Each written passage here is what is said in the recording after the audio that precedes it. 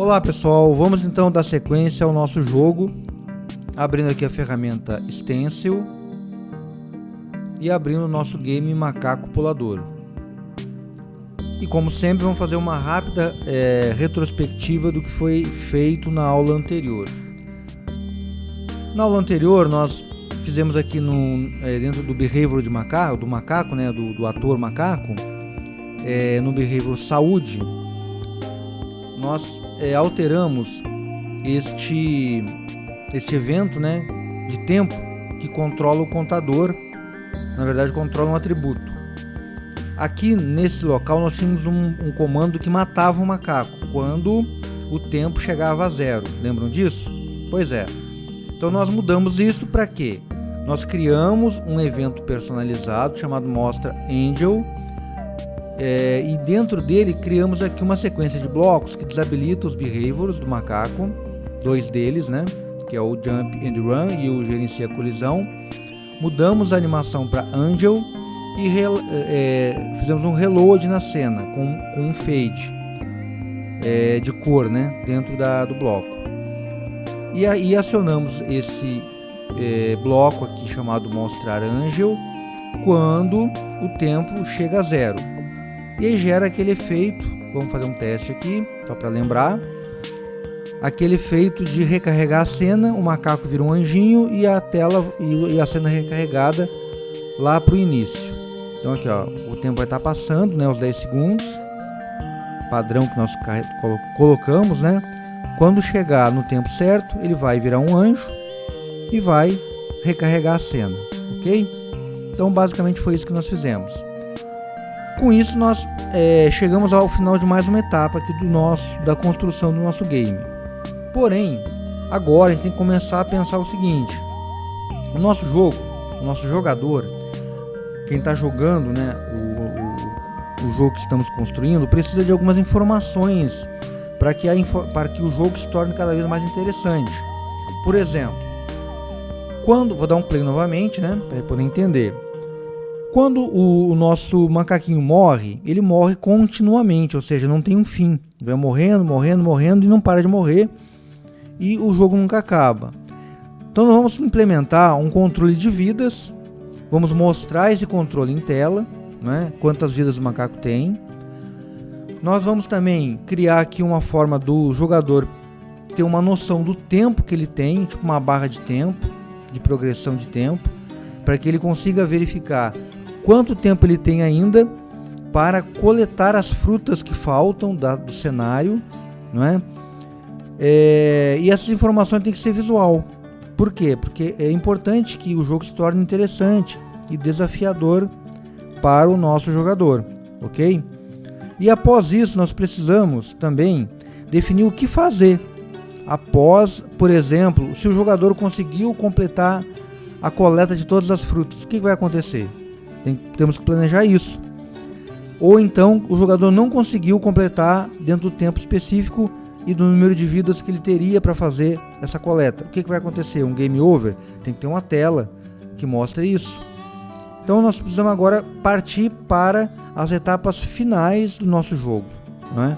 Para que o jogo se torne algo completo dentro aí do nosso planejamento.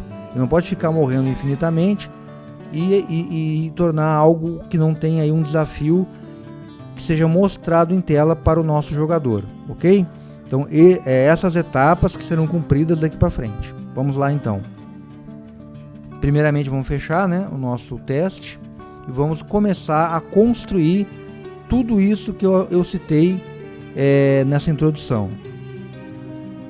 A primeira coisa que nós vamos pensar em fazer, vamos desenvolver é o seguinte: o nosso tempo ele é controlado aqui no behavior de cena, que é o gerenciar contador. Então vamos abrir aqui o behavior, né, para a gente poder lembrar.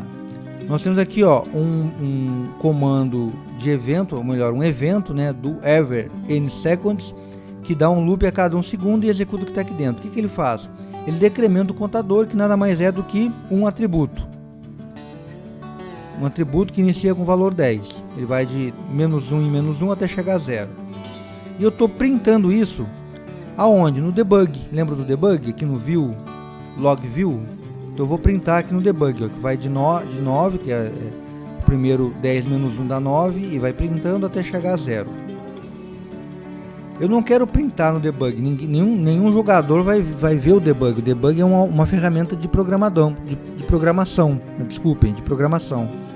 Essa ferramenta não é vista pelo jogador, é uma ferramenta dentro do ambiente de programação. Eu tenho que mostrar isso em tela. Como que eu vou fazer isso? Então a gente vai estar construindo essa forma de visualizar esse contador, que nada mais é do que um atributo, que é uma variável na memória, que vai sendo decrementado, ou seja, subtraída de 1 em 1 até chegar a 0. É basicamente o que nós estaremos construindo nessa aula. Como então que a gente vai fazer com que esse contador apareça na tela para o nosso jogador? Nós vamos adicionar um evento, como sempre, né? Esse evento que nós vamos utilizar é algo novo para a gente. Nós temos aqui no básico, nós temos aqui, ó, quando criado, quando desenhado e quando atualizado. O quando criado ele é executado uma única vez, ou seja, quando o ator ele é criado na cena, ele é apresentado, o que tiver dentro desse bloco, por exemplo, aqui, ó, acontece, é executado e acabou, ou seja, é uma única vez.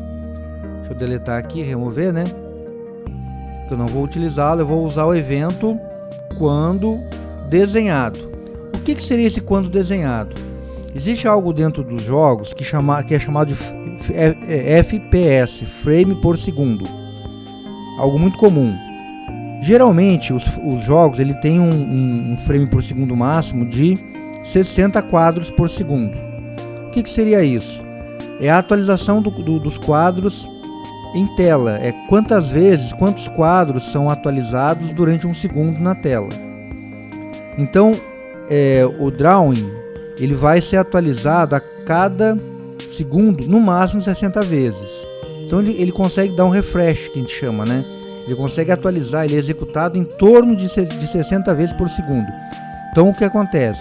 Se por acaso o nosso contador for decrementado em 1, por exemplo, estava 10, decrementou em 1, passou a ser 9, isso vai ser atualizado em tela.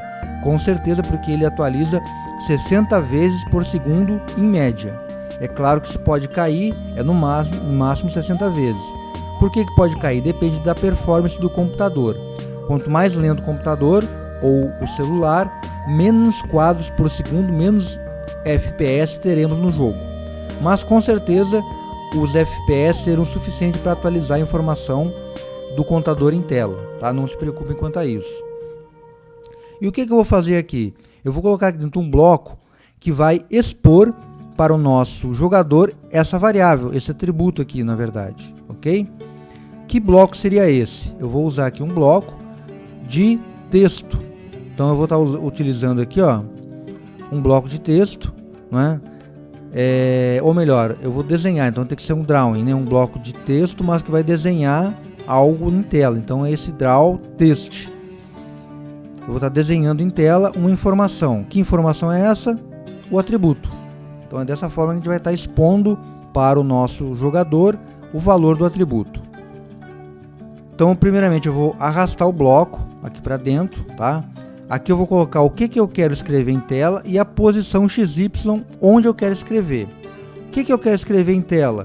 Eu quero escrever o atributo. Então eu venho aqui em atributo e arrasto, no caso no get, né? Eu tenho o que o get é, lembram disso? Ele busca uma variável, um atributo. O set ele dá valor à variável, mas eu quero é buscar. Então eu venho aqui e arrasto para cá. Só que esse contador aqui, lembram qual que é o padrão dele? Ou seja, qual o tipo dele? Ele é o do tipo, estão lembrados?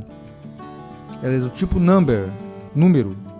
Eu não posso escrever um texto, para programação, texto é uma coisa, número é outra. Então são informações incompatíveis.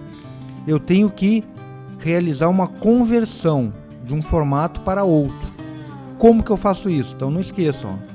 Dentro de programação nós temos tipos diferentes de variáveis, que aqui são chamados de atributos. Tem variáveis do tipo número, tem variável do tipo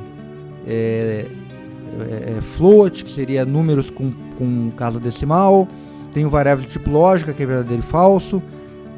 Vamos fazer o seguinte, entrem aqui, ó, cliquem aqui só para vocês verem, ó, tipos de variáveis, ó. No caso ainda do stencil tem vários outros tipos, que é ator, mas as básicas são booleanas, que é verdadeiro ou falso, do tipo número, do tipo texto, e uma é incompatível com a outra. Só que eu posso converter a grande maioria de uma maneira simples, para que eu possa juntar as duas. Então o que eu vou fazer aqui, ó? Vamos voltar aqui para a paleta. Eu venho aqui no número e texto.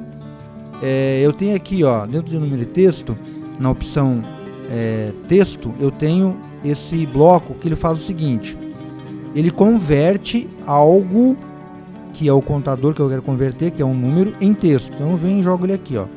Automaticamente ele converte um número em texto. Não confundam que ele vai mudar o visual, não, ele vai simplesmente escrever o número, ele vai passar a ser um texto escrito. Ele não tem valor numérico mais, vai passar a ser um texto escrito. Ele vai apenas converter o formato numérico para o formato texto escrito em tela, ok?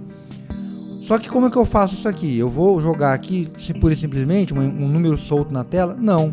Eu vou colocar uma espécie de label, que é uma informação que vai detalhar o que é aquele número na tela. Então o jogador vai olhar o que é esse número solto aqui. Ele vai ter que ter uma informação para isso. Então eu vou pegar esse bloco aqui, ó. Dentro do operadores eu tenho esse bloco, que ele é um bloco que junta informações de texto. A gente chama de concatenar. O que eu vou concatenar? Eu vou colocar aqui uma informação digitada, que vai ser o label, né? O label, e desse lado aqui eu coloco o número que eu quero imprimir em tela, que nada mais é do que o contador, que era numérico, passou a ser texto, convertido por este bloco. E aqui eu coloco o label que eu quero que seja apresentado em tela. Eu vou estar digitando esse label para algo, vou estar digitando para algo que lembre a finalidade, o que seria aquele número que está aparecendo na tela, né? Então eu vou colocar aqui, ó, contador, dois pontos e um espaço para separar o número que vai aparecer. E logo em seguida eu arrasto aqui para dentro, ó, que é o meu texto que eu quero imprimir. Eu quero imprimir o texto contador, dois pontos, espaço e o número do atributo contador. E a posição que eu vou colocar essa informação em tela, vou colocar na posição x10 e y10. Eu usei o tab aqui para passar de um espaço para outro, ok? Coloco aqui dentro. Vou aproveitar aqui para mudar, né, o nome do meu evento para mostrar algo que lembre a finalidade do evento, né? Mostrar contador.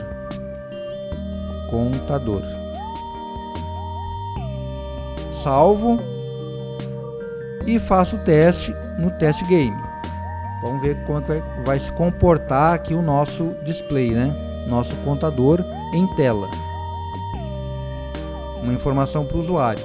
Então tá aqui, ó, começa em 10, 8 e assim por diante até chegar a 0. Quando ele chegar a 0, o que acontece com o macaco? Muda para anjo e dá um fade e recarrega a cena e começa tudo de novo. E assim fica continuamente e infinitamente até que nós venhamos a mudar essa condição. Tá lá, fade, carregou, começou a contar. Então temos a primeira informação em tela aqui, que é o tempo de vida do macaco, ok?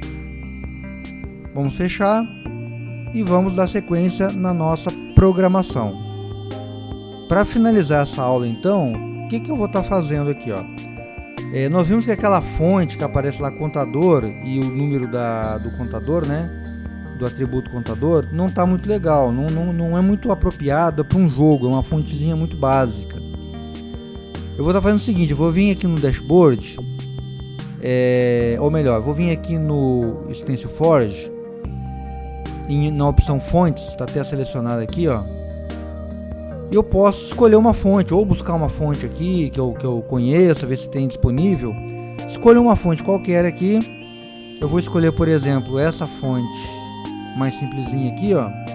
E vou dar um download nela. Eu vou estar usando essa fonte no meu jogo. Uma fonte um pouquinho mais interessante, ok? Bom, logo em seguida eu posso até fechar aqui. Vejam que agora aqui em fontes nós vamos ter, vamos vir aqui no dashboard, né? Aqui em fontes a gente vai ter uma fonte já baixada, não é? E eu vou estar usando essa fonte para escrever lá o nosso texto na tela. Como que nós faremos então para inserir essa fonte? Basicamente nós vamos voltar aqui no gerenciador de contador, no evento aqui mostrar contador. Vamos vir aqui no bloco Drawing, em estilos, né? Já está até aqui, ó, em estilos. E vamos buscar o bloco que configura, ó, set corrente fonte para fonte tal. Eu clico aqui na opção de fonte, choose fonte, e seleciono a única fonte que está disponível. Dou OK e coloco antes do bloco Draw, porque ela tem que configurar a fonte antes de escrever em tela. Salvo e faço um novo teste. Vamos ver se vai dar certo aqui, porque eu acho que ainda falta definir o tamanho da fonte, mas vamos dar uma olhadinha aqui, vamos ver o resultado.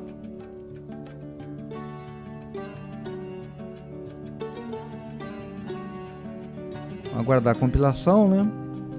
Quanto mais coisa a gente vai colocando, mais demorado fica a compilação. Então tá aqui, ó, contador com a nova fonte, com um formato mais interessante para um game, né? Uma fonte mais apropriada, ok? Com isso a gente consegue aí dar uma melhorada, né, na questão aí do nosso jogo, na parte visual e também na parte de jogabilidade. Vamos fechar.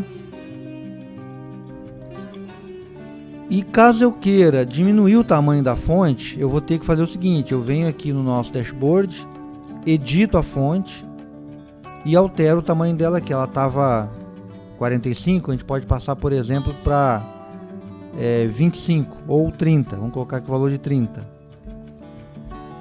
Você coloca o valor que você quer, salva e testa. Ele já dá um preview aqui, ó, do tamanho da fonte. Aí você pode até fechar aqui a fonte. Vamos fechar aqui o Stencil Forge, que não precisa mais. E vamos fazer um novo teste.